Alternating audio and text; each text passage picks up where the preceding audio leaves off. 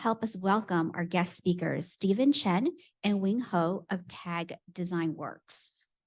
Stephen Chen is a CEO and principal partner of TAG Design Works. Mr. Chen is an expert in architectural design, quality control, and quality assurance, with extensive experience in various project types, including but not limited to retail, commercial, residential, and industrial design. His detailed-oriented perspective ensures the outcome and quality of each project. Mr. Chen has served as a City of Alhambra Design Review Board Commissioner with extensive experience and track records for various project entitlement process and development standards of various cities in Los Angeles County, San Bernardino, and Orange County. And we also have Wing Ho, the principal partner of TAG Design Works, who is a former Alhambra United School District board member, Design Review Board Commissioner, currently serving as Planning Commissioner for the City of Alhambra. Mr. Ho has 20 plus years of design, project, and construction management experience in various project types, such as civic, healthcare, education, aviation, commercial, and residential. Combined with his diversified hands-on design and construction experience in tradition, design, bid, build, fast track, and design built delivery methods, plus his extensive knowledge of the latest technology utilized in architectural, engineering, construction industries. Mr. Ho has delivered successful projects with his excellence in problem solving and creative solutions at various project levels. So please help us again, welcome the guest speakers. And again, a reminder that part 2 of this presentation will be followed at 10:10 a.m., where Mr. Chen and Mr. Ho will be continuing their presentation. On behalf of Wesley and Gilroy Valley Realtors, thank you. Here's Mr. Stephen Chen and Wing Ho. All right, thank you. While I'm setting up for sharing my screen, I would like to say thank you a lot again to having us here today. We're very excited. This is my first time, speaking with this association, and I'm sure today we have a lot of things to share.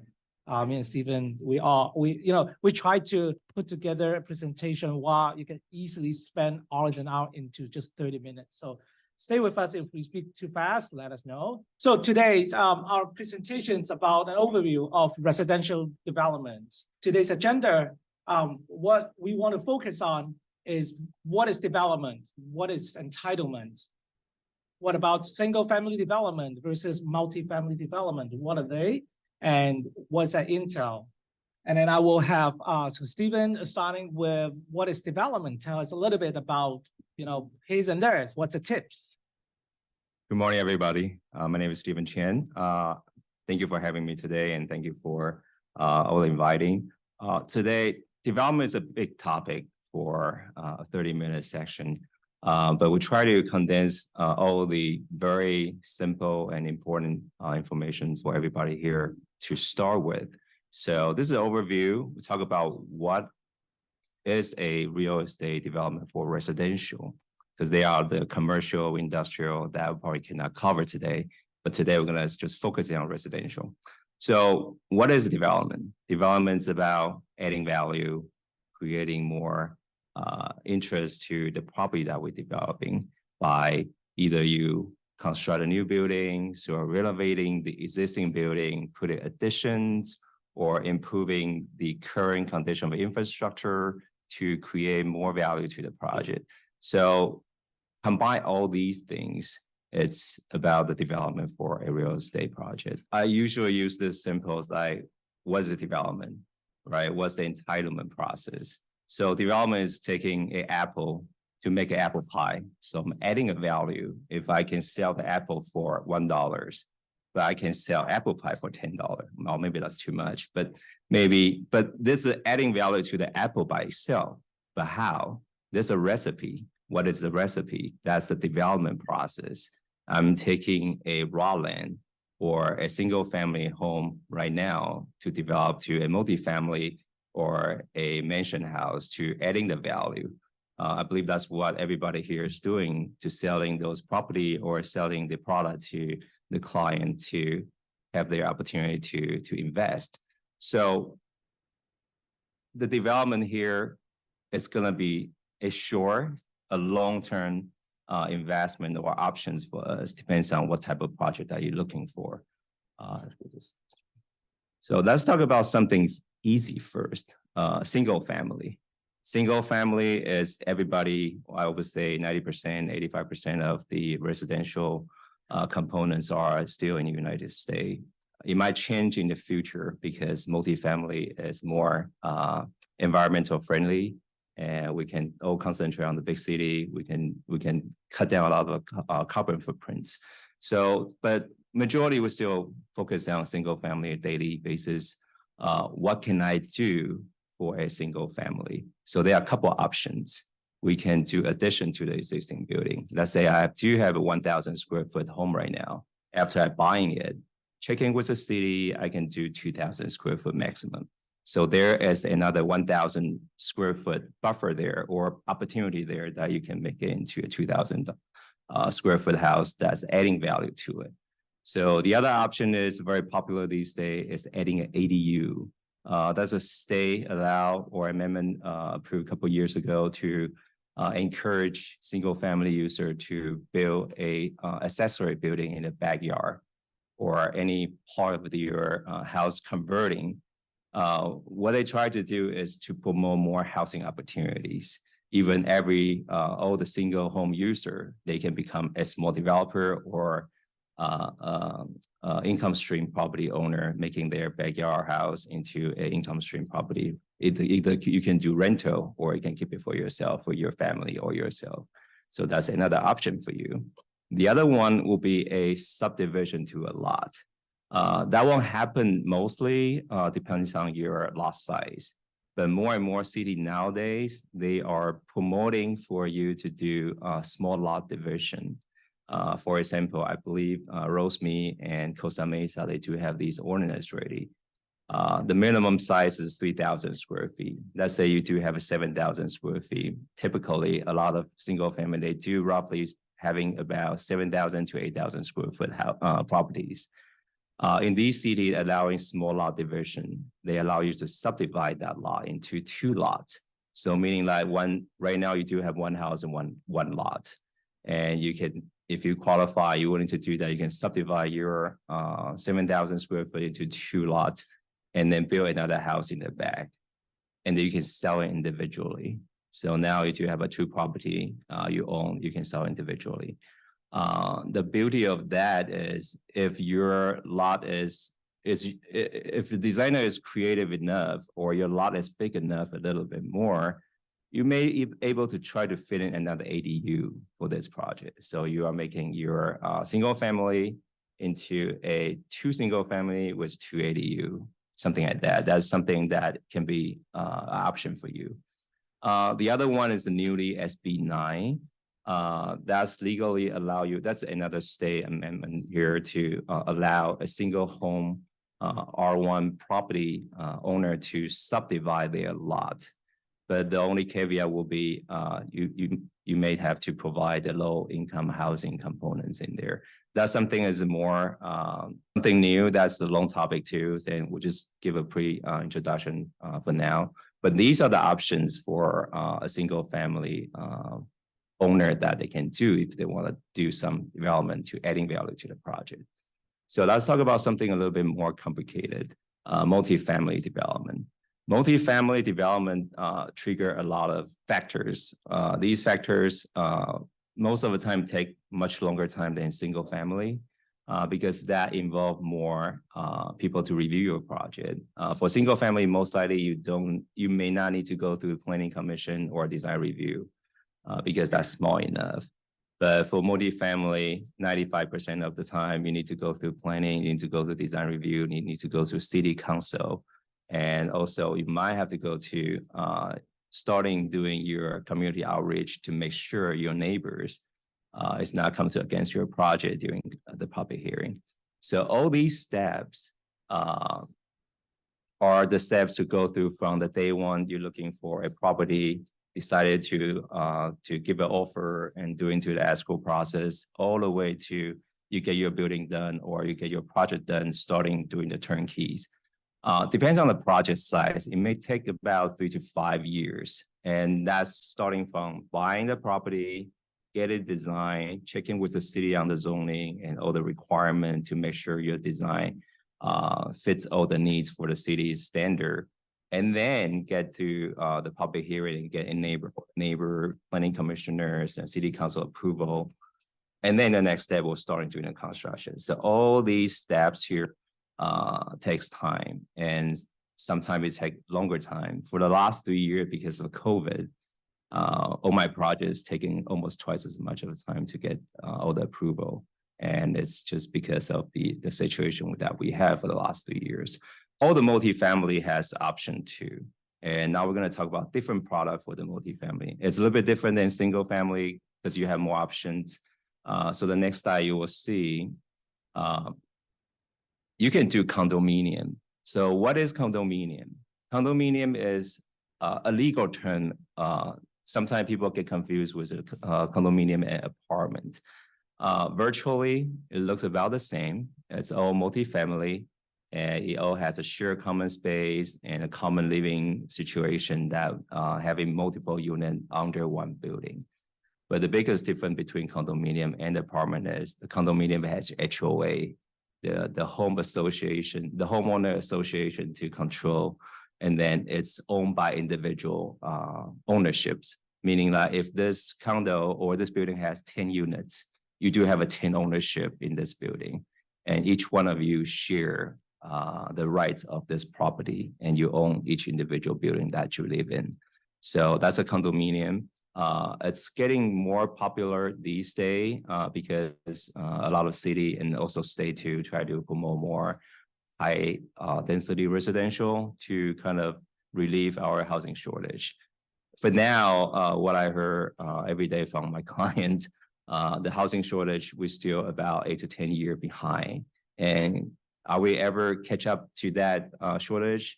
The answer is no, because there has been shortage for the last 10 years already. So we are still in the shortage. So apartment, we just talk about, it's sole ownership, the whole building, even though you have 200 unit, 300 unit, you're still owned by one entity. It could be a single person, it could be a company, but it's owned by one ownership. What are the difference? These apartments are mostly for rental. It's not for sale. If they for sale, it's selling the whole building within whatever the unit that you have. So the biggest difference between apartment and condo, that's a quick differentiation for that. So that's a two option that you can do for your multifamily zone. When you purchase the lot, the first thing you check is your zoning. Zoning is part of that recipe we just talked about, right? Can you make your apple into apple pie? Or can I make my milk into ice cream? So that's the recipe that we're looking at. So first, day one, when you look at the property, let's check the zoning. It's R1, it's R2, it's R3, it's a commercial, it's an office, it's a mixed use. Those things are decided on, is that my right property to me? Am I doing residential only, or if I want to do office, or if I want to do industrial? So checking the zoning, number one, before you buy the property, when you look at the property, is the price is right, location is right, check the zoning is something that you want to do. Mixed use is another thing that's combine the multiple use into one building. It's getting very popular these days because we do have a lot of commercial area. They can only do commercial. That's why we see a lot of city, San Gabriel, Alhambra, Pasadena. Pasadena is having the mixed use for a long time, but the outer city, Alhambra, San Gabriel, Rosemead, they don't have much mixed use zone. Now, a lot of cities, they are starting rezoning their zoning requirement to allow more mixed use projects. They are promoting more higher density. So what is mixed use? Mixed use mostly have a retail or commercial space at the bottom floor. It could be first floor, second floor for commercial use. Anything above can be residential or other thing too. Mostly the most popular these days will be commercial below, residential above. So that's the most popular these days because the residential is still a popular product these days. Before I often see retail with office space above. That's a mixed use too. So today, since we're focusing on the residential, the mixed use, same thing. It could be a condo or apartment. It doesn't restrict you to mixed use. It had to be condo or apartment. It could be either or. Same thing. They do have the shared open space, the community living. The other thing is the owner or the developer has more diversified income source for this project. So let's say the residential is going weak, but commercial might going strong. So they do have different income source they can play with this building. Sometimes it's affecting to how you get the loan from the bank too. So that's something we can discuss in the future. Mixed use is another popular product these days. The next one we're going to talk about is a much bigger project or project type, housing village. I would say 10, 20 years ago, there's a lot of tract home. Now they still do. Without a tract home developer, they are starting going outer city to the east or west or to north to building hundreds or thousands of units for living. Nowadays, building a multifamily tract apartment or a tract condo is more popular because of the higher density requirement. A lot of city is really promoting that. So all these bigger housing village project is popular. Right now, again, it could be condo or it could be apartment, depends on how you pencil your pro forma. And the other one is it's much bigger scale. Because of that, you can face it. Let's say you do have a 20, for example, this slide, it has about 40-acre lot. So it has about 10 building in there. You can face it by every 3 building or 4 building. You can chop into pieces to develop. The good thing is you have this one project for your next 10-year development or 15 years, depends on how fast or how your financial goes and how popular this project in this area. So that comes to all these multifamily or single family residential has all these options. When you're buying a property, again, it could be you or you and your family or your investor or partners. When you look at this, you see, do I want to put all my money together for one project to do a multifamily, or I can split out to do 10 residential single family? That's a lot of options for you, and depends on what your preference and what you like. Right now, the residential has these options. I think there's a quick overview about what are the options for you and which option you want to try first. I would say start small, of course, if you're not familiar with this one, starting something similar, smaller, easier to control within your financial ability. That would be the easier way to start with. Again, all these things take time to develop. Development is really it's all about holding power, I would say. I talk to all my clients are developers. Every time when I talk to them, all the survived developer, they all have very strong holding power and not greedy. So they are not leveraging too much during the last 20 years. That's how they can still survive through the pandemic, through the 2008 subprime. So that's a quick overview. Hopefully it doesn't give you overwhelming too much information here. And again, we'll have a little discussion on to answer your questions later on, because each individual options still have a lot of details I cannot cover today. But I'm trying to compile the whole Lord of the Ring movie into 2 minutes. So what they're doing, they're fighting for the ring. So that's all about this overview right now to give us options overview to see which one it fits for me right now, and then you can start it from there to look into more. So I think it's very important to understand what's the option out there when you meet with your client, and sometimes they are the owner or they will be the user of the particular properties. Sometimes they're investor looking for development opportunities. And now that you understand, okay, through this development process, it could have different category, different types. And of course, in the range of the development or the value of the project of that property could, get impact within month or to multiple years, depending on, what kind of entitlement process that the investor is going to put into it. So I think this one, a lot of time when they're on a larger projects, because a lot of moving puzzle, no one will be the expert on everything. You will work with a team, with investor, a bank, with like the entitlement company, even like engineer, architect, designer.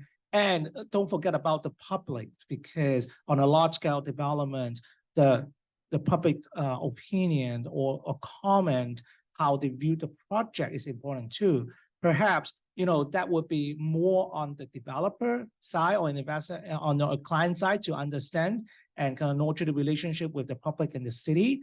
But I think with your profession, it's also good to understand, okay, there's a dynamic with the general public, how they support a large-scale development project. And it go through a lot of, public work session. It will go with multiple public hearing, deliberation. And sometimes you'll be surprised that a lot of things that kind of come as common sense is good for the community, is good for the city to provide additional housing. However, not the particular group of residents or neighborhood that they will have the same point of view. That means, with their opposition or their opinion, that would change the course and how the project would go. And sometimes it will impact your transaction or your ability to really close a deal on that particular project. So sometimes, you will have a developer or clients that they are very seasonal. They know exactly what's going on. They have done all the research. Even they have a preliminary layout on how many units they can fit even before asking you to write an offer. But some, maybe the first time, second time, they're just trying to test the water and not quite sure. So, you can definitely help the client to understand there's a lot of dynamic, not only just getting a beautiful, nice design building, but how to really push it through the development process and, get it going within that time. So for us, any question that we may have from the audience, I think we have about 5 minutes or 10 minutes to answer some questions. Well, just to give a little add-on to the multifamily development, nowadays the state has a density bonus for affordable units. If you're willing to provide affordable units, they will give you incentive to up to 50% increase. Let's say if the building right now is allowed for 10 units. When you apply that state density bonus, you can go up to 15 units. The trade-off is you provide affordable units for your project. But that is a good option to take because there's a couple benefits. Sorry, take another 30 seconds for that. Increasing the density, more units. Number two, parking reduction. Nowadays, another big factor of the cost of the construction is the parking space. The more parking space you build, the more money you inject in, but you don't sell parking space. That's the more cost to you. And number three, you got incentive to increase the height, reduce open space requirement, all these options that you can use. So there's a lot of benefit to that too. So a lot of developers, they're starting taking that option because right now, since everything is so expensive, that is one of the best way to make your project more doable. What's the construction cost? Sorry, Yeah. Thank you. Good morning. So you mentioned multiple types from multifamily, ADUs, mixed use. So it's a two-part question. What's trending more in the SGV of those three types, or if there's other types? And which one makes more money? Thank you. Thank you so much for your question. It's a great question. Actually, both are very popular. Just along my block, I have 4 neighbors doing ADU right now, well, including myself later. But it's getting popular for the ADU because you own the lands already, number one.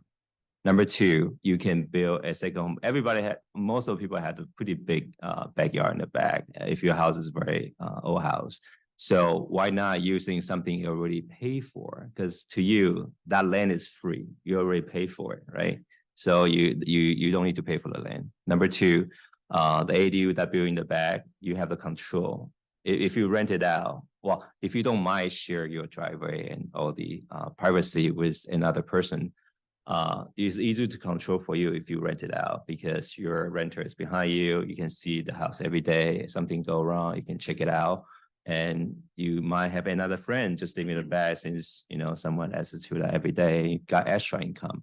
A lot of people use that opportunity to offset their retirement fund.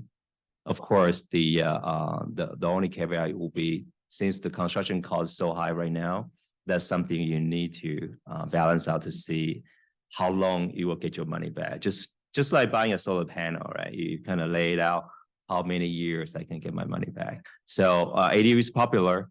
Multifamily, like I show you, all these high rise. Well, it's actually mid rise, 6-story, 7-story buildings.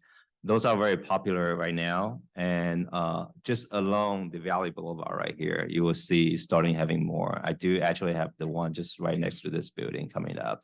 So it's getting popular, especially on those high traffic commercial boulevards. They are getting more popular because the lands are there already and they are underused because mostly they only have 1-story or 2-story commercial building. Now they can do the mixed use or higher density residential. So both products are very popular, depends on what type of the property that you own right now.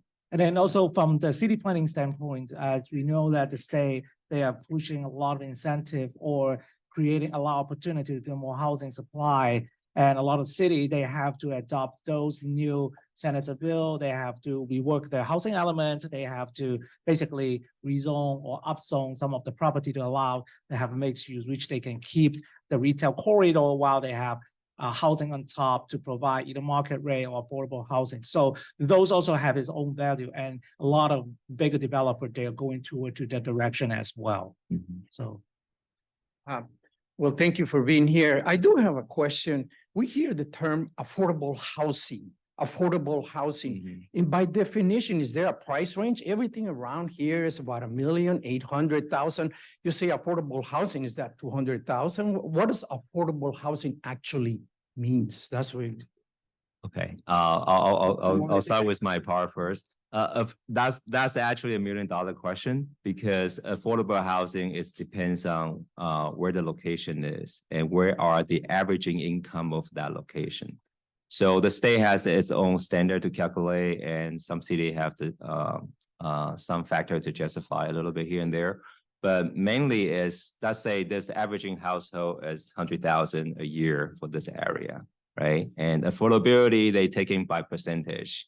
Like very low income housing might be taking like 50-60% of the income averaging. So the average income would be 50,000. A low income might be 60%, a moderate income might be 70 or 80%. So it's by percentage.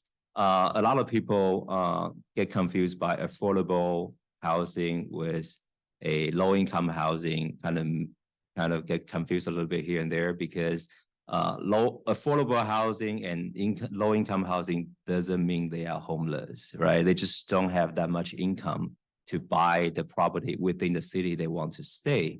But the government is trying to give out more incentive to the developers, say, hey, I'll let you build more, but provide some affordable, lower market rate value product for the people who cannot afford for the higher market rate value. So that's the trade-off that government giving out to the developer to provide more that. The good thing is government doesn't need to pay anything to do that, but the developer gets the benefit to get more because they already pay for the land. Again, the land is, the more unit you build, the cheaper the land value is per unit. And that's how they can justify to building more, providing some affordable housing to the project. So there's really no hard number for how much is that low affordable housing is, it varies every year actually, but they're using by this percentage. Right. So long story short, I think in general, we just want to have more housing supply, and it's all supply and demand. So whether it's market rate or competitive market rate, affordable housing or not, or even Section 8, just a matter of the quantity of housing that we are able to develop, and that's what the cities and the state is pushing, is create more opportunity for the developers, for homeowner, that they can increase number of bedroom, right? So that it can help to kind of somehow reduce the overall cost of this rent or the value. Mhm. But the value still go up. Don't forget, the rent might come down, but the value definitely will stay up. And historically, Southern California, especially in San Gabriel Valley, we are very fortunate to have a very healthy market. So I think we still stay strong on that one. So I mean, there's a lot of exciting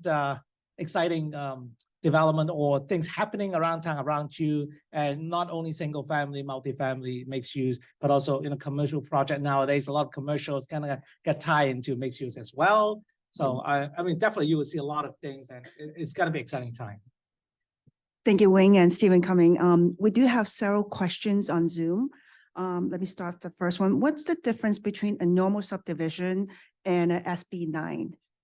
Short answer for that is the SB9 has lower factor or for the subdivision. That's the usual subdivision per city. Every city is a little bit different. Some city require 5,000 square feet per lot. Some city require and zoning too. And the SB9 give you a much lower factor. I believe it's about like 2,000 or 2,500 or 1,250 per lot. You can subdivide, depends on how you subdivide it. That part I haven't really done too much on that one, because to me, SB9 doesn't really pencil out for now, because they require the lower, the affordable components in there. And you're only doing 4 units, and one of it has to go. So, and also not many cities support SB9 because there's still a concern about the densities and whether they can really infrastructure-wise can support this state. So a lot of cities, they impose additional requirements that state allow them to do, which will make the SB9 project even more difficult. So oftentimes the SB9 project happens more on the county property, LA County properties, that in that case, the land usually is much larger. They have, more possibility that you can, turn it, but it will take some time, and any subdivision project, whether it's traditional way or SB9, it still take years just to prepare the maps and do all the recording and stuff like that. Yeah, I always say SB9 was like ADU 5 years ago. It just come out, no one know what's going on, and the code is still developing. They just came out that, and I think over the time when they see that, hey, no one doing, what's wrong with it, so they will modify that code again to kind of do something a little bit here and there, to give more incentive to the developer or the homeowner to willing to do so. So just like ADU, they changing a couple of times already to make sure everybody that's more user friendly and everybody wants to do it. So maybe give it another couple of years. If you have a property that big enough, we're thinking about SB9 and not sure, maybe wait till the end of the year. They might have come out with another revision to that and see if that's a little bit better. Again, just like Wing say, some city, they do put more restriction to that. Just like the beginning of ADU, to a lot of city, they put a lot of restriction on top of the state amendment. So hopefully over the time, those things will get in much more friendlier to a developer. Another question. I know this is a kind of a question that hard to answer in a way. What's the construction cost for the ADU? I know there's a lot of components to add into, such as drawing and the finishing product that you want. But what's the average price in the San Gabriel Valley area? Okay, I do have some number because I'm doing it right now. But if you talk to 10 different contractors, they will give you 10 different answers. That's really depends on what type of material that you're using, number one, and number two, the location and the size of your product too. But averaging, I can only give a range because I talked to 4 different contractors so far. I heard 220 all the way to 280 right now for ADU. So that depends on what type of the core and shell is the same, right? You do have foundation, you do have the roof, you do have the wall, but the fixture, the finish that you use, that is a big factor. Usually those factor between 10 to 15% of your hard cost. If you're using better wood floor, you have nicer countertop, you have nicer fixture. Just the toilet, for example, if you go to a Total website, those Total toilet, you can buy $150 all the way to $10,000. So it's like, okay, I don't know which toilet you want. I can't really give you that, but it really depends on if you build, again, coming back to if you build this ADU for rent or if you build this ADU for yourself, it's a different mentality. If you build it for rent, you don't want to put $10,000 total toilet in your ADU. But if you do it for yourself, your wife might want that $10,000 toilet in the master bedroom, right? So it really depends. But bottom line is, right now it's about 220 to like 280, depends on the area and the size of the project. The smaller size, the higher unit value is going to be because it's smaller. You still have one kitchen, you still have the bathroom. Those are the most expensive component of the building. So the bigger house, meaning bigger bedroom, just more wall and floor, but you don't have that many fixture. So that varies a little bit. Yeah. Also, if you are building an attached ADU, like garage conversion, versus doing a detached, like 1,000 unit, those number will be different too. Remember, when you have a separate structure buildings, not only the square footage cost of the unit itself, but also the site utilities, the sewers, the soil compaction, foundations, everything's add up. So it really depends on the type of project, but I think the range that Steven given is kind of some of the price or competitive price out there that we know, and something that we will start off with. Yeah, just one last thing. If someone tell you it's below 200, something is not right to me. So just unless he's your uncle, otherwise, yeah, be careful. They will do it for free. All right. Thank you. Just one last question, but this might be the county assessor question. Does adding an ADU trigger reassessment from the county? What So kind of assessment? Increase the value?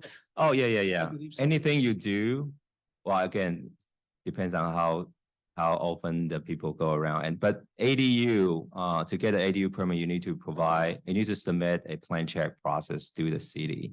And those records will go through the county, and then they will reassess your property value. So that will increase your property value.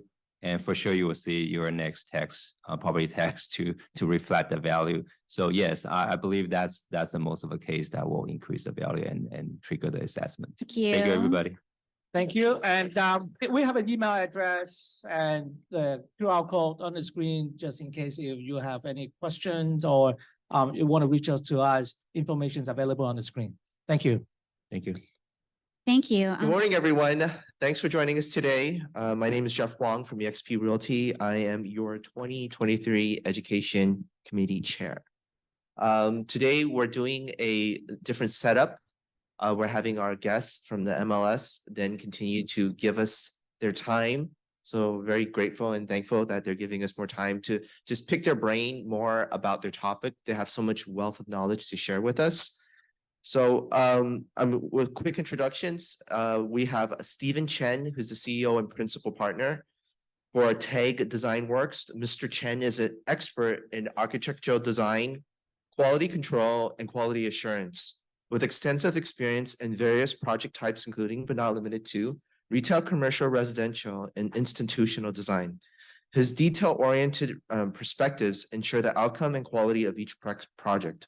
Mr. Chen has served as City of Alhambra Design Review Board Commissioner with extensive experience and track records for various project entitlement process and development standards of various city and LA County, San Bernardino, and Orange County. We also have our other guest speaker, Mr. Wing Ho, who's the principal partner. Wing Ho, principal partner for TAG Design Work, is a former Alhambra Unified School District board member, Design Review Board Commissioner, currently serving as the Planning Commissioner for the City of Alhambra. Mr. Ho has over 20 years of experience of design, project, and construction management experience in various project types such as civic, healthcare, education, aviation, commercial, and residential.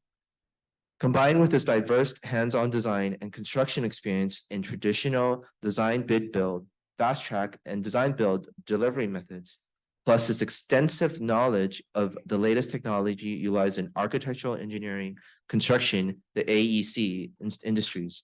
Mr. Ho has delivered successful projects with his excellence in problem solving and creative solution at various project levels.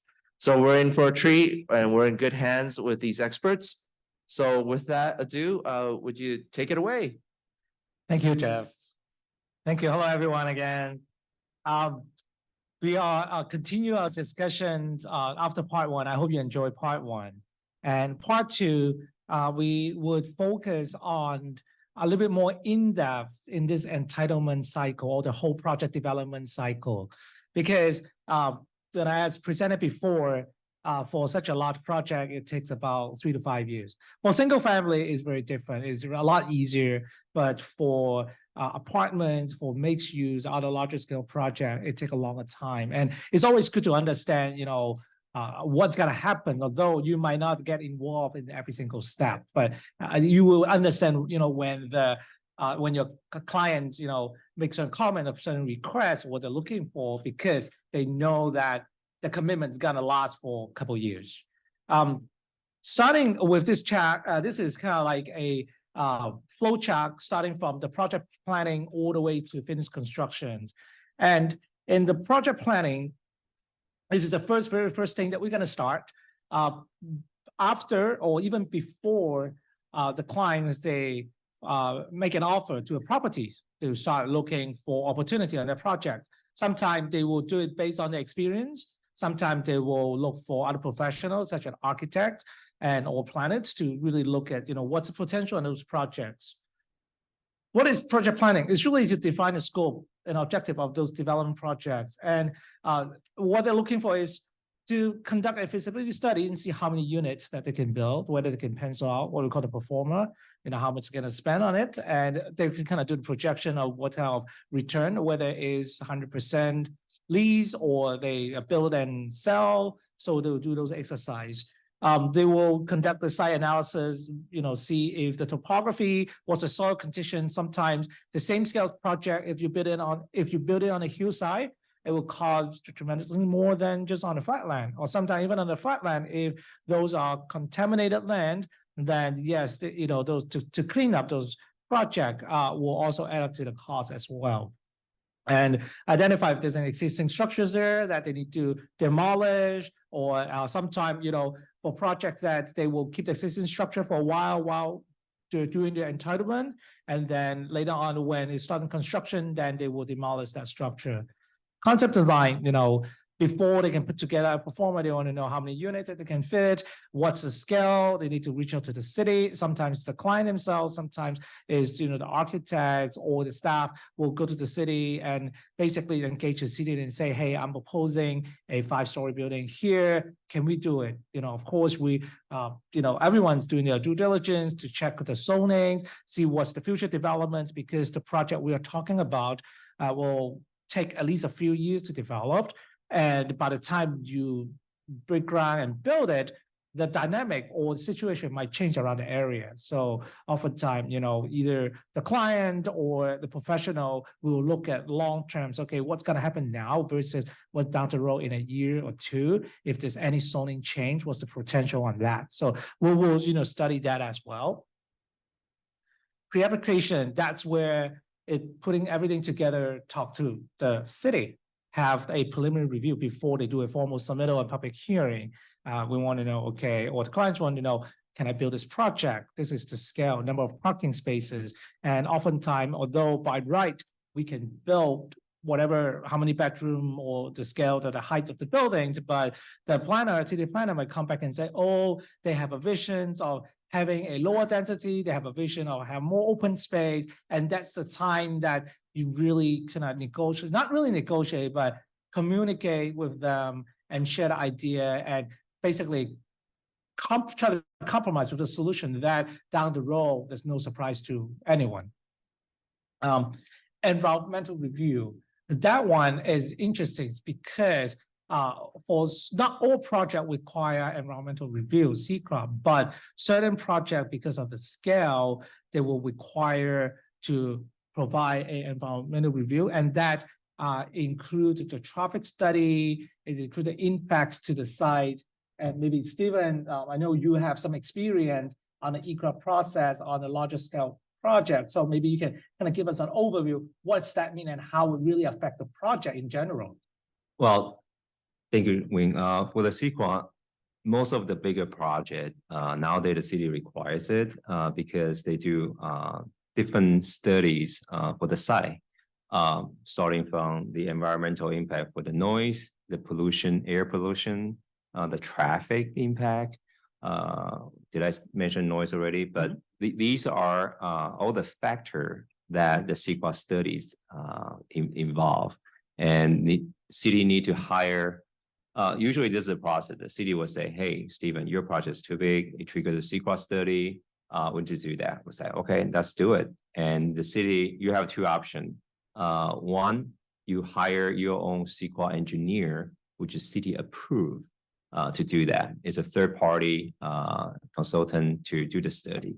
Option number two, most of the city do that. Option number two, the city do an RFP to different engineer to get the proposal from them. City will get those proposals like from their pool of the engineer or consultants and show it to you. Say, hey, I have three, you pick one. So these are the qualified consultant from the city already, and they get their fee proposal, and you pick one, and you pay for it to do that study. And that is the study will be showing or be presented to the public hearing. So all the neighbors and the community will know this project, how bad it is to impact my traffic along my street here. That's most of the people were concerned. Hey, my next door become like 100-unit apartment. Can I still go out freely without traffic or something? And during construction, they have like 2-year noise every day. I'm just driving me crazy, that kind of thing. So they have all these studies to support this project will be fine and will be still follow the guideline of the state and the city requirement. Right. So that is a very important information that's a very important information to gather before we do what they call the public outreach. And you might think, well, public outreach, this is my project, I'm building it, I'm funding 100%. Why do I need public outreach? But because any development, it does impact the neighbors, and the neighbors, they do have some voice, and whether they support the project or oppose the project, they could come to the public hearing process. And I think before you hear any opposition or against from any group of the neighbor, we definitely want to reach out to them and really explain to them and understand, okay, what's the concern, how we can mediate the concern. So yes, building anything, even just doing a driveway, it will create inconvenience for your neighbor. But it's a matter of understanding. If everyone understand on the same page on, all right, once you have a good project, you'll bring a lot of people, bring in business, you'll not create more traffic, but enhance the streets or enhance the area or the value of the area. Hopefully, the public, they could kind of have a more respect to your project in the long run, so that along the lines, you basically engage them and say, hey, this is the community project, this is this large scale project. Can I elaborate a bit more on the community outreach? That is one of the key process a lot of developer or property owners not aware of or undertake that factor, because like Wing was mentioned, yes, that's your property. You have 100% right to do what is allowed for that property. And no, because you still have a neighbor, those neighbor has their rights to raise their concern to the public hearing, to all the meeting that need to go through. And unfortunately, most of the project, only the people don't like the project shows up to those community meetings, to the public hearing. They will say something like, oh, this is too high, it's too big, and they are overcasting shadow to my building. All the people, they don't mind or they welcome your project won't show up because they say, okay, I'm fine with it. Yeah, that's it. But just because of that, all the impression that the planning commissioner, design review board member, or the city council member during the public hearing, all they hear are those negative inputs or comments. So they are under the pressure like, can I really approve this project? I have 20 people here against this project. They all have good reasons. But they might be out like 200 people, they really like it, but they didn't show up here tonight and they can't really say anything about it. So community outreach become a very important factor for a bigger project. You want to be a good neighbor. You want to be a good developer that contribute your project back to the community. And communication, understanding is very, very important key factor to make people supporting your project. A lot of people don't know what's going on. They only know you're building a 5-story building next to my house. I don't like it. You are looking into my backyard or whatever. But a lot of people just like we will say, well, that's my property. I have the right to build it. There's a lack of a communication there. There's a lack of understanding here. If we spend time for community outreach, talk to adjacent neighbor within 100 feet, 200 feet, 300 feet, whatever the sizes are, the bigger the size, the wider range of these people you want to talk to, and make sure they understand what you're doing. Show the good face that you care about this community, this street, this whole area here, and how we can address their concerns. Because a lot of people get really, really mad and angry because you are not listening to me. Just like my daughter always tell me, all right, Dad, you're not listening to me. I was like, well, I'll say it again. So this is something that to our project too, if we do this community outreach well, we listen to our neighbors, what's their concern, we address their concern the best we can. We may not able to address all the concern, but at least they seeing you trying, right? That's the most important thing. They know you are trying, you're not ignoring them. That's the most important factor.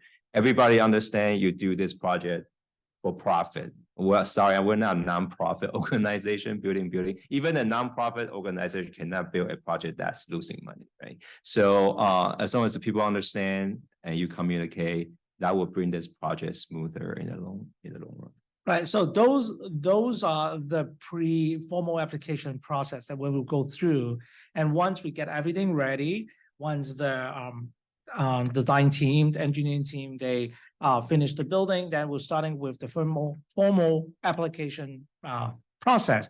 What it is really to prepare the submittal package to the city. And depends on the scale of the project in certain city, they might have multiple package that they will submit. Sometimes they will have a planning package that you have to submit to the planning department, and they will go review it. They have feedback, comments, and then before they schedule a time for public hearings.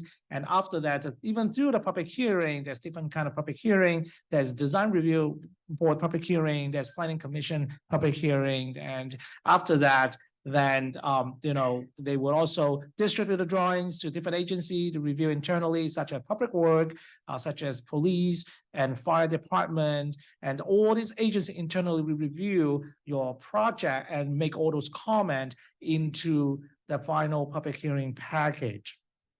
Now, then we go to, after all the agency review, then we'll have this planning commission and city council review process. And that is the milestones on all the upfront work that you have done, because once you put up the project to the public review, then the planning commissioner, a lot of them would be appointed by the city council, or the city council, which is elected by the local constituents, will take on the responsibility to review the project, listen to the comments, to provide their comment, and then they will provide the final approval, whether with or without condition. And for larger project, it will take months or sometimes even years to just go through the public hearing and negotiation. So So that's something that, smaller project, like for a single family home, sometimes just like that, overnight you get it approved, congratulations. Larger projects, they might have some hurdles and obstacles in between times. And then after that, public hearing's done. It's not yet ready to build. You just go through the first gate. All right, this project could be built with the scale, with the impact, the size to the community. But actually, how's that going to be built? You need to start detail engineering. The building and safety departments have to review. The public will really have to review in depth and do all the technical review process. That's why we will starting to submit the drawings to certain environmental agency for the final review and approval. We will submit the final design and engineering to the city. They will distribute to different departments, and then they will have a couple plan check back and forth. Often you hear, oh, this is the first submittal, second submittal. Oh, what? Is it still haven't approved from the third submittal? Yes, because although maybe one department they approve on certain things, but there's just one other department that they cannot sign off. The entire project is not ready to be constructed. So those are the times that we will kind of monitor, or the client we will look at, okay, how that really will impact my construction schedule, because they have to calculate when they're going to put up on the market as well. Once we get the final approval from the planning from the cities and all the government body, then is ready for permitting. And with the permitting process, what's that mean is plan check has been approved, either both from planning and engineering wise, and they're ready to be constructed. And you will hire a contractor. The contractor will come in, and then they will start to pull different permit for the structure, for MEP, or all different items. And then once they start to put a permit, then the responsibility will shift from the architect and engineer to the general contractor, because they are the one that holding the permit. They're the one to coordinate. But the architect and engineer, they still have responsibility, and sometime in the contract that they will provide what they call the construction administration services. That is where during the project, if there's any questions or any changes or impact during unforeseen condition of the project, the client will rely or retain the design team to help facilitate. And sometimes if the project, although they're not a design build project, but because the design team has worked with the contractor for many other projects for the same client, they always have the same team, then that's where the real collaboration is going to happen, how to start it from paper to the actual building construction. And then during the construction process, then depending on the time, it will take approximately like 18 to 20 months. It depends on the project, but fairly 18 to 24 months. These days are very usual, especially when you have the underground parking or a concrete deck. Those things take more time to build. And nowadays it's taking more time than before because of pandemic. All the concrete and all those rebar, the piping are so expensive and hard to get. So these things are just dragging much longer than usual before. Right, and then also during the construction, what can impact is also the material supply. In the past year, the material always been the number one topic. Say, oh, the copper pipe is not available, the roofing material is not available, and the factory cannot, keep up the production after the post-pandemic. Now, starting this year, is getting better. Some of the price, like the lumber price and everything, start going back to normal. But in general, inflation happens that do affect all the building material in general. During the construction time, inspection is another very important aspect, and the inspection will be done by either from the city or based on the project. The client might have to hire deputy inspector who are either engineer or from an inspection company to come and do certain inspection. And those are basically a second set of eyes to ensure that the contractor is building the project right per spec and for safety purposes, safety standpoint. After the project's been done, you see the last piece of glass put up, the last piece of wall being painted, and all the furniture look nice, vacuum ready to move in. Not yet, not yet. Although you think that tomorrow I can just turn on the light and start moving and occupy the building, but no, there's still one more process called certificates of occupant. And Stephen, can you tell us about what does that mean? Certificate of occupancy means like the city signed off everything, all the requirements that needs for this project by all the department, the building department, the planning, the fire, public work, all the department that city has to approve what you just built on site.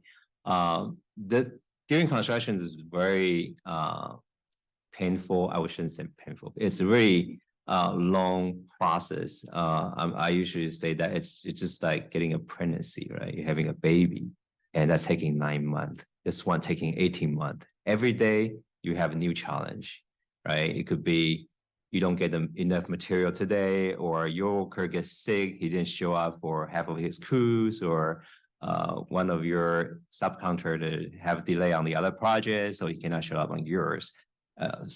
Things like that happen every day, and every day is a challenge to the contractor, and sometimes will affect into the developer because that might associate to more money he have to pay other than the anticipated money that he's owed already.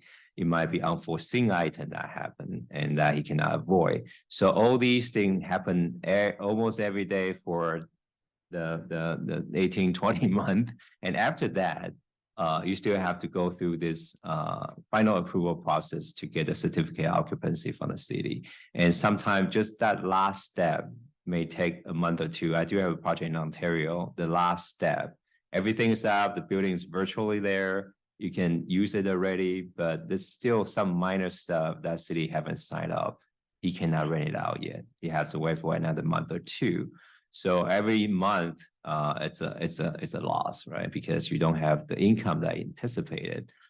So that's a factor in that. But a lot of experienced general contractor, 4 months, 5 months before the project is done, they are anticipating what are the items that need from city to sign up for the certificate of occupancy. He's starting try to schedule with these department head directors or anything, say, hey, I'm almost done. What else? What's your concern? Is anything else you want me to do? Sometimes you wait till the last minute and the person tell you something that might take you 2 months. Then you just like, okay, my building is there, but I cannot do it for the next 2 months because I'm waiting for this paperwork. It doesn't have to be happen that way. So as long as you plan for it, then that should be fine. Right. And congratulations, you get your certificates of occupants, you can move in. And 6 months later, something happened. Someone decided to enclose the patio. Someone decided to convert some of the room into something else. And well, that's a owner, depending on the situation of the ownership of the building.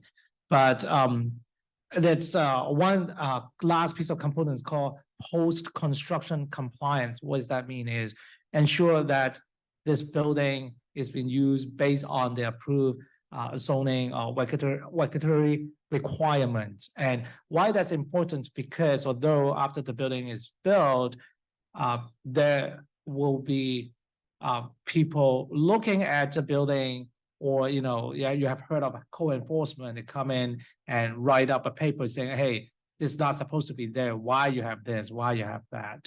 And that often happen in any such project, as small as a single residential that we enclose a patio, or to even a large mixed-use projects that they all of a sudden build a enclosed, like a greenhouse structure on the roof, which is not, prepared for it or anticipate to have.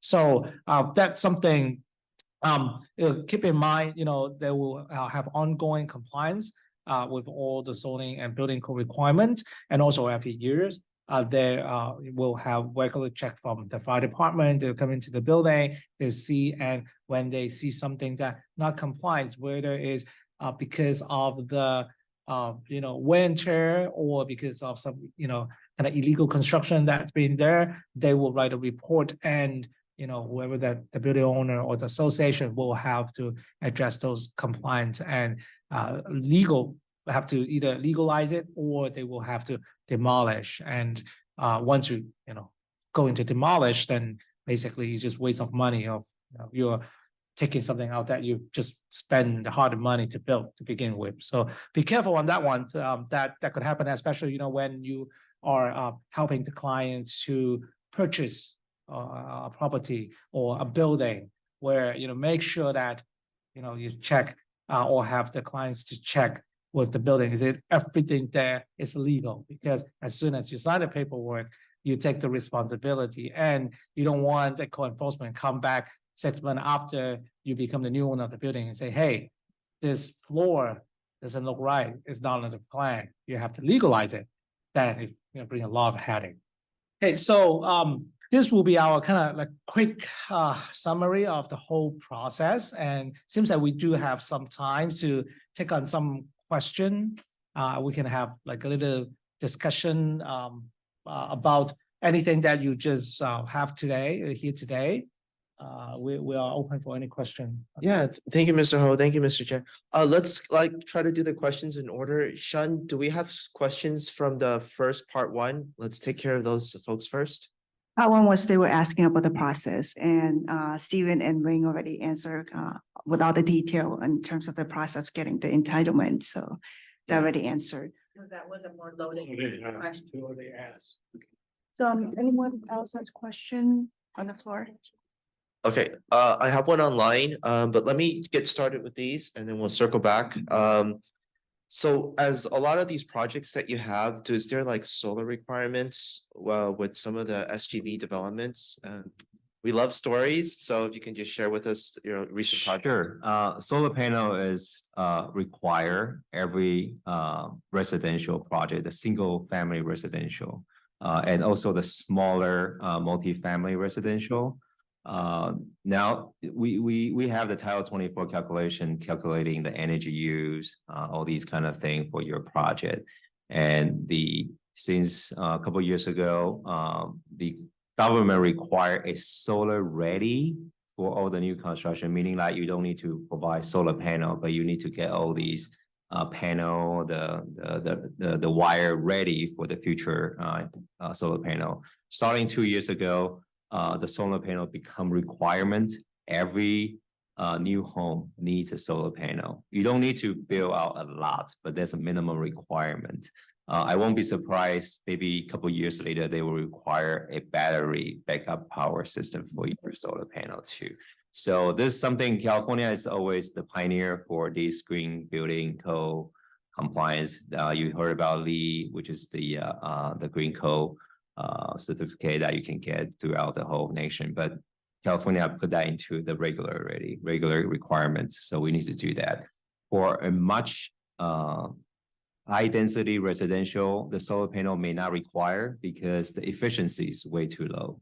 Let's say you have 100 units, but you can only put 50 panel. It doesn't seem like it's doing anything. So they can waive that based on that one. But for smaller projects, single family for sure, you do need solar panel for that.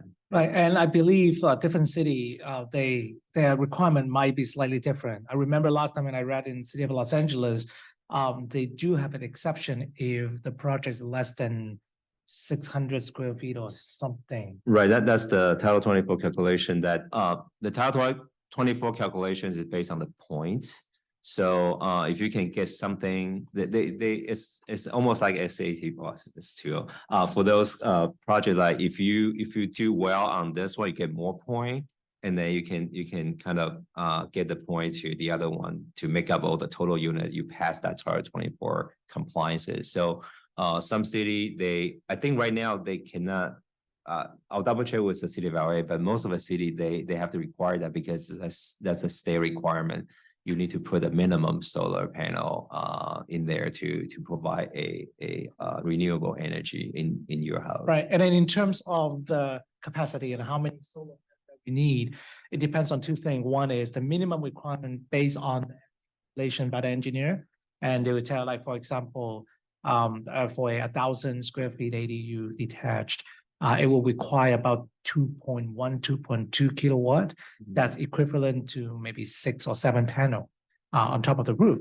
However, some clients that they want to have more because they are the end user as well, and they want to produce more solar power to offset their electricity bill, and sometimes they want to put the battery system in there as well. So they will take the advantage of building a new structure by adding, solar panel, they're adding more batteries and to kind of gain a benefit out of it. Right now, unlike a couple of years ago, they have more incentive out there to do solar panels. So that's become more popular in demand. Now, I think they still have some credit, but not as aggressive as before, because now, everyone is doing it and it's kind of required. So I think the state, they already been successful in terms of launching out the program, first starting with incentive, and now they're making it into a part of the law and requirement. So. Right. So, so going back to that provoked another question. So going back with the most common is ADUs in the San Gabriel Valley. So if the existing primary home already has a solar, does the ADU then need the same solar? I believe it depends on whether this new ADU have a separate meters or is attached to the existing. Yeah, to answer that question, if this is attached ADU, you are attached to the main house. Most likely they don't require you for the solar panel, but depends on how you do it. Sometimes because your ADU is big enough, it trigger the Title 24 requirement that you still need that. For my case, because I built it separately, so my ADU require a solar panel too. Thank you very much. Going back to the fact that we love stories. So what are your kind of top challenges that you've had for this year that you've noticed? Like COVID. COVID still continues to, did it put a constraint on Well, supply or? the COVID is really, really the biggest challenge for the last 3 years. A couple of reasons. One, because the material shortage is biggest one, material shortage, because a lot of factory gets shut down or less workers and all that kind of thing. And so making a supply chain is very difficult. A lot of construction is going twice as long because they don't get enough manpower. They don't get enough material to build. So they build it very, very slowly, but they cannot stop, right? Because the trend is running. They can slow down, but they cannot stop. COVID is really that too, and also the government agency too. A lot of government body, they are work from home or suddenly disappear for a week or two. During the COVID, we cannot meet the city staff at the city because they are not there or they don't want to see you, or they cannot see you. I'm sorry, I shouldn't say that. They cannot see you. Number two, because they may work from home, doesn't mean they are standby in front of their computer all the time. Even during the office hour, you might email them. It take them a week or two to reply you if they want to. So it's dragging this whole process, very painful process. Just within ourselves too, we might have our people suddenly get COVID and then we need to shut down our office. Well, it shouldn't shut down, but everybody work from home for a week, something like that. So it's really hard to control during that time. All the deliverable, everything, it's just being delayed and there's nothing you can do. And so COVID is really a biggest major factor for the last 3 years. Hopefully this year, well, that's why this year, last year, we see real estate booming. Not because we need that much, or we still need a lot, but it's because the last 3 years delay. Right now, we try to catch up for the last 3 year delay. All my projects right now is kind of like go. Since everybody's replying your email, let's get moving faster because they do have financial pressure. They do have a lot of pressure from other factors. Now it's open, just get going. So we might still have another year that you see the real estate is still pretty good. But I'm not sure because of the interest rate is so high, and between US and China issue, the war in Russia, everything else. Right now, it's really unknown answer to what's gonna happen in 2024. So it's like a domino effect. Everything's starting and COVID, although I tried not to mention about COVID, but it does happen in terms of how it impacts the industry overall. And oftentimes, a lot of design engineering problem challenge that we can overcome, but external delays and impact that we have no control. In this case, because of the pandemic, it really slowed down a lot of the efficiency, and especially when we're talking about the agency review. Not only because we have a lot of projects going on right now, not only because we have a lot of ADUs that they would take the equal amount of time for a reviewer to review the project, but the backlog's already there. But in addition to that, during the pandemic era, we have to submit drawing to the city, and they cannot open it after 14 days self-quarantine in the special room of the drawing before they can open it up. So just for, like a little 600 square foot garage conversion, you already wasted 2 weeks for that. And, imagine how many of those small projects will happen at the same time. Fortunately, technology helps a lot nowadays. A lot of digital submittals, online Zoom conference with planner that we can arrange, that really helps to kind of help us to catch up. Now is the challenge of how fast we can play catch up, and how fast our client will be able to move around their monies and get another piece of land and starting to either a new acquisition for new development or actually start construction, because we do have project that ready to be construction, ready to put permits, but because of the current financial interest rate impacts, that it will kind of put those projects to the stop. And our clients, they will start to kind of figure out, okay, they have to keep the train moving while they cannot start construction, how to continue the project. They will have to keep looking for new project, and we'll have to help them to really, evaluate the new projects. And instead of having 2-3 days to look at a project, now it's become like 24 hours. We have to, able to come up with something that that could help the client to make the decision. So I guess the biggest challenge for Stephen is, before he can have 8 hours sleep, now probably just 4 hours every night. Oh, 5 hours of sleep. Do we have a question? Yeah, I have a question. Go for it. Thank you so much for all your valuable information, and it's a good knowledge. Thank you so much. Well, I have two really simple questions, and someone, we have discussion yesterday. Someone told me that we need a permit. We need to get the neighbor approval to build the ADU. That's the first question. And the second question was, we get a permit, do we need to notify the neighbor that I'm building the ADU? Thank you so much. Okay, I'll answer the question. To get the neighbors approved for the ADU, it really depends on the city. The most of the city I know, you don't have to.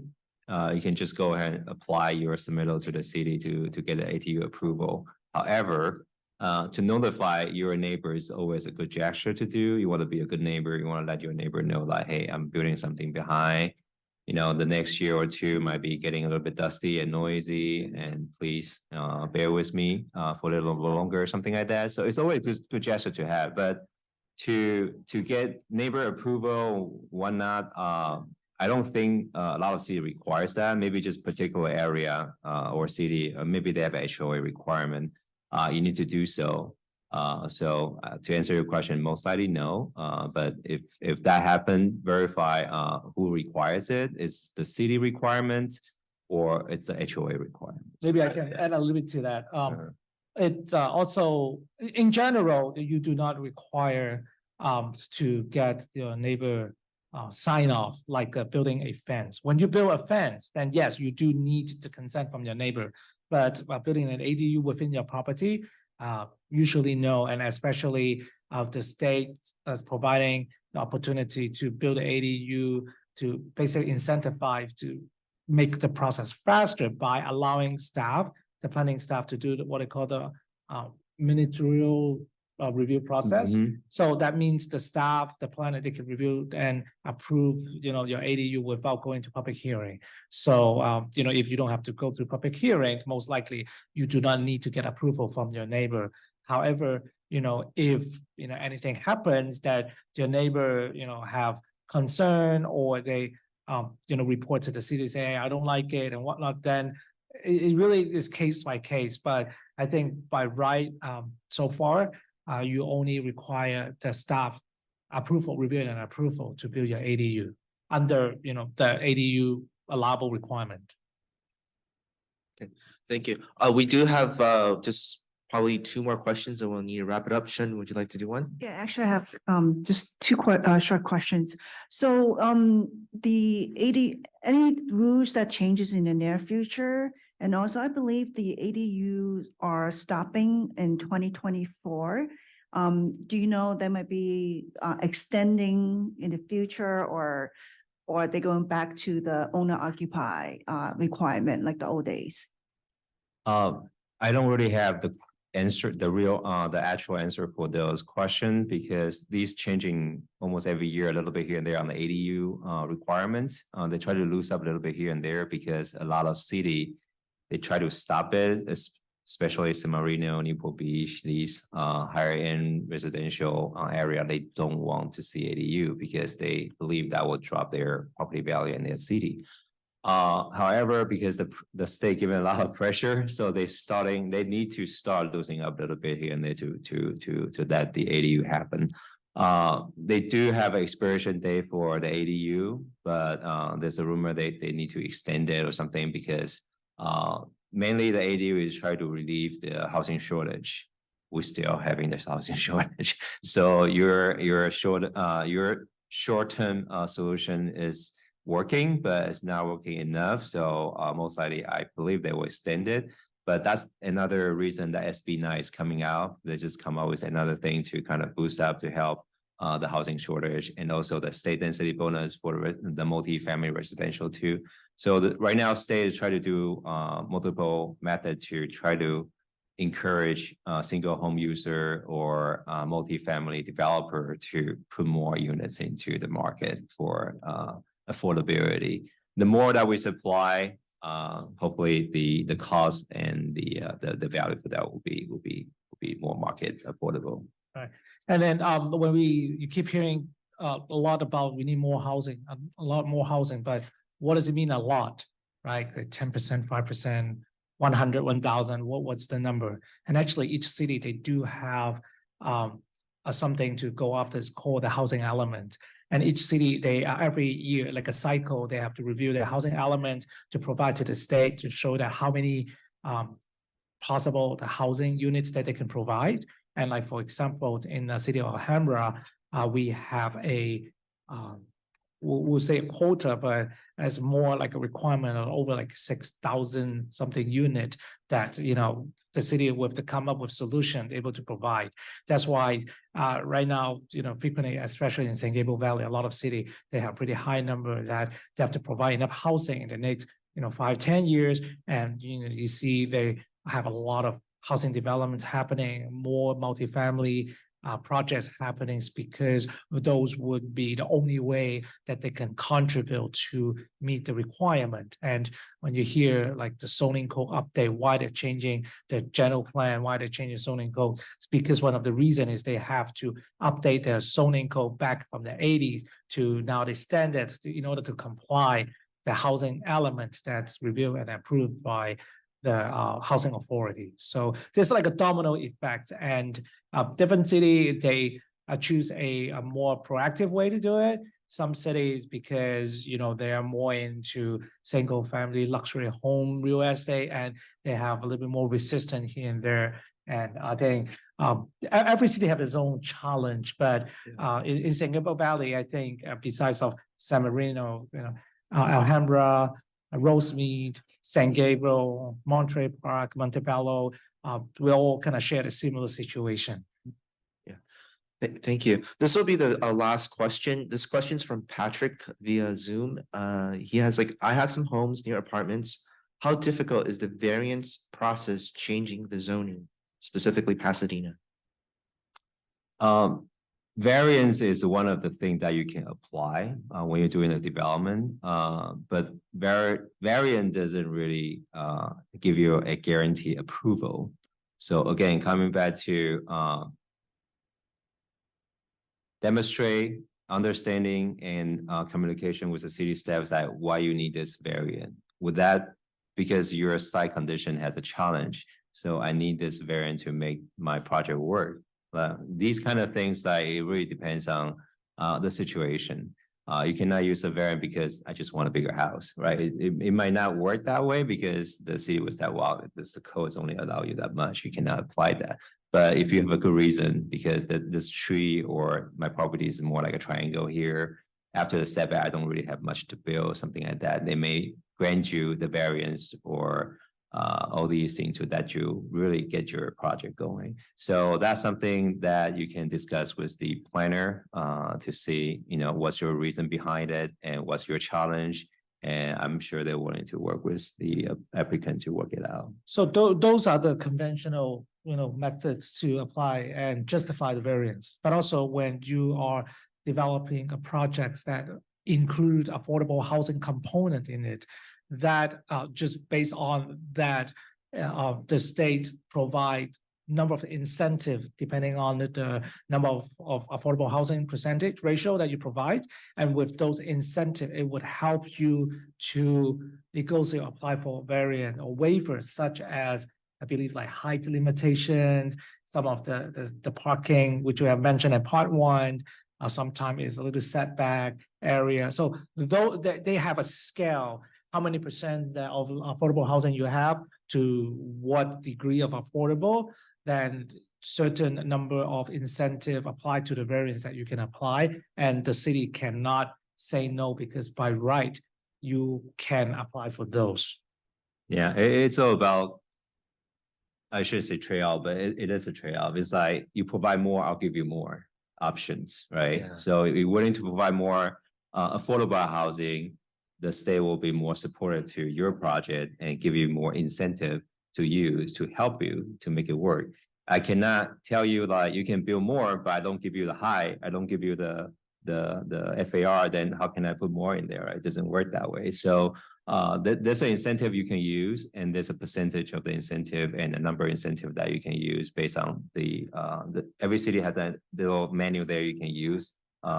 We just mentioned the height, the FAR, the open space, the setback, these kind of thing. Depends on your design. You can pick these things to help you to make the project work. Thank you. That wraps up our Q&A process. I want to, on behalf of the West San Gabriel Valley Realtors, we'd like to thank Mr. Ho and Mr. Chen for your very informative presentation and allowing us for this part 2 to then pick your brain with 21,000 questions. So that concludes this session. Thank you everyone for attending. Thank you Let's for give them having a us. warm round of applause. Thank you.